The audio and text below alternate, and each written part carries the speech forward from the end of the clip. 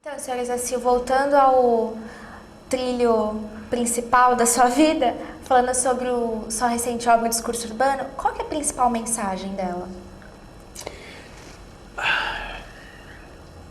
Eu acho que é uma celebração da vida urbana, que aliás é o título de alguém que escreveu a meu respeito sobre esse livro.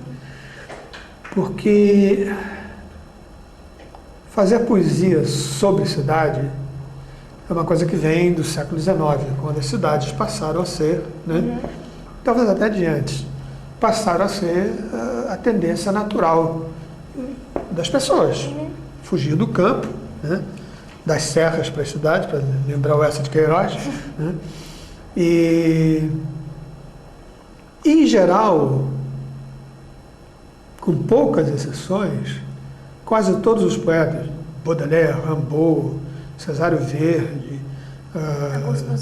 Augusto dos Anjos, quase todos os que escreveram sobre a cidade, o viver na cidade, eram poemas críticos, desagradados com a cidade. Como se morar nas cidades fosse uma coisa negativa, fosse uma coisa menor do que morar na Arcádia, no campo. Exceções são, por exemplo, o Walt Whitman, que celebra as cidades. Outra exceção é um poeta espanhol que eu amo, que, aliás, tem uma epígrafe no meu livro, que é o Jorge Guillén, que é um poeta otimista. O título da obra, a primeira parte da obra dele, já esqueci, é uma quantidade enorme. São 30 anos de poemas em várias partes e crescendo. Cada edição ele aumentava sob os mesmos títulos gerais. Chama-se Cântico. Olha, um poema, um livro chamado Cântico só pode ser a favor. E a cidade era um dos temas básicos da poesia dele. E não terá sido uma influência direta dele, porque eu sou bicho urbano, sempre fui bicho urbano. Jamais tive casa de praia ou de montanha. O negócio é cidade mesmo. E sempre morei em cidade grande. Rio, São Paulo, Nova York, Bogotá e outras. E viajando também por outras que eu menciono no livro. Mas não é um livro de viagens. Esse não é um livro de viagens. Esse é um livro basicamente voltado para celebrar a vida na cidade. Porque é na cidade que você tem universidade, sem trocadilho. É na cidade que você tem museu. É na cidade que você tem indústria. É na cidade que você tem comércio. Uma série de peculiaridades a nosso favor. Todas elas a nosso favor. Todas elas a nosso favor. E ao longo do livro eu vou aos poucos pensando. Esse foi um livro escrito em 3 meses. Ele é um poema dividido em 50 estrofes, de 10 versos, de 10 sílabas. Construído, portanto. Eu escrevi em 3 meses 45 partes dele. Ele seria parte de um outro livro que ainda está inédito. Até que eu disse, não, esse livro é um livro à parte, isso é uma coisa diferente. Aí eu reli e digo, não, há uns aspectos negativos da cidade que eu ainda não falei. Então eu escrevi mais 5 partes. Aí cheguei para os nossos, vamos publicar esse livro? Aí publicamos.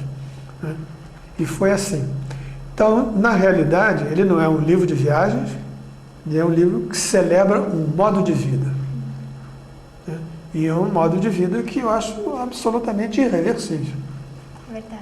Ainda mais no mundo de hoje. Ainda mais no mundo de hoje. Como diz Levi Ferrari,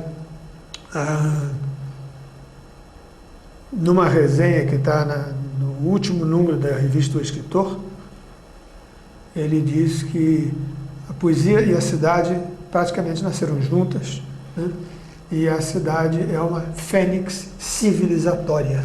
Está sempre ressurgindo. Exatamente.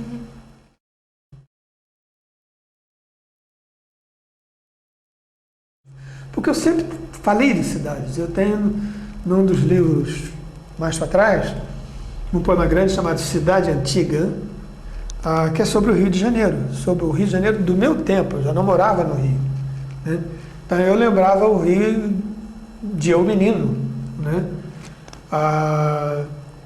Depois, como eu viajei um pouquinho por aí sim seriam poemas de viagem, aí eu volta e meia me entusiasmava com a cidade que eu estava. Nova York, Paris, e a uma certa altura eu botei num desses poemas um verso que diz: cada cidade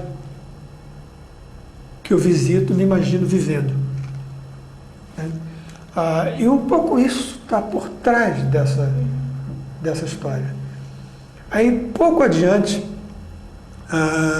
entusiasmado com Brasília, eu escrevi um poema que não está nesse livro, é a abertura de um outro, cujo título é Uma Cidade, e que é de novo o Rio de Janeiro. E é um poema que é uma espécie de abertura da minha maneira de olhar a cidade. Posso dizer o poema? Claro. É curtinho, sem não, memória. Pode falar.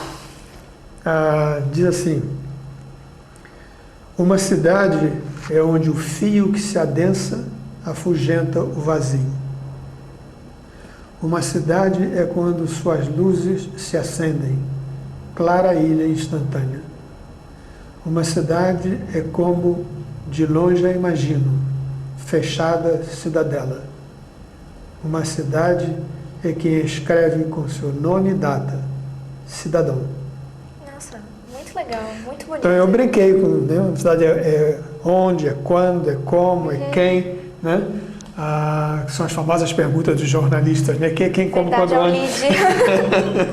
Primeiro parágrafo, verdade. Então, quer dizer, isso é um assunto que tá comigo faz tempo, né? Porque uma e outra vez, minha mulher e eu pensamos assim em sair da cidade, morar em outro lugar. E cada vez que a gente fazia isso, a gente voltava cabisbaixo. Cidade é sua essência. O negócio é ficar aqui mesmo.